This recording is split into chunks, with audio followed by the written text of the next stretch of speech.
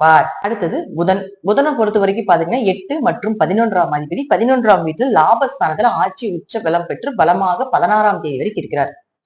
அதற்கு மேல லக்னாதிபதியாக இருக்கக்கூடிய செவ்வாயோட சேர்ந்து குருவினுடைய பார்வை பெறுது.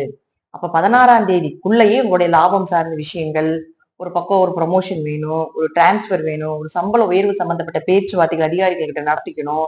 அதே போல பாத்துட்டீங்கன்னா உங்களுக்கு லாபத்தை அதிகரிக்கக்கூடிய எல்லா விஷயத்தையும், பண வரவு வரக்கூடிய எல்லா விஷயத்தையும் 16ஆம் தேதிக்கு முன்னாடியே வச்சுக்கோங்க. ஏன்னா 8, 11 தொடர்பு அப்படிங்கிறது விபரீத ராஜயோகங்கள், திடீர் வருமானங்கள், திடீர் அதிர்ஷ்டத்தை கொடுக்கக்கூடிய ஒரு அமைப்பு.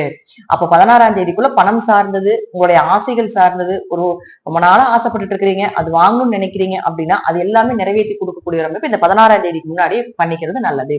16ஆம் தேதிக்கு மேல வந்தாலும் குரு பார்வை இருக்கிறதுனால பிரச்சனை இல்லை. இருப்பினும் அது விரயஸ்தானமாக இருக்கிறதுனால பண வரவையும் கொடுத்து விரயத்தையும் கொடுப்பார். உடனே எல்லாமே வேணும், தடை இல்லாம வேணும்னா 16க்கு முன்னாடியே செய்து கொடுத்து நல்லது. அல்லது 16க்கு மேல செய்தாலும் உங்களுக்கு ஓரளவுக்கு வருமானத்தையும் கொடுத்து கொஞ்சம் விரயத்தையும் ஈக்குவலா கொடுக்கறதுக்கு உண்டான அமைப்பு உண்டு. சுப விரயமாக கூட மாறுவதற்கு உண்டான அமைப்பையும் இந்த புதனும் செவ்வாயும் ஏற்படுத்தி கொடுப்பார். பொதுவாக விருச்சிக ராசிக்கு இந்த மாதம் பண வரவு தொழில் அருமையா இருக்க போகுது.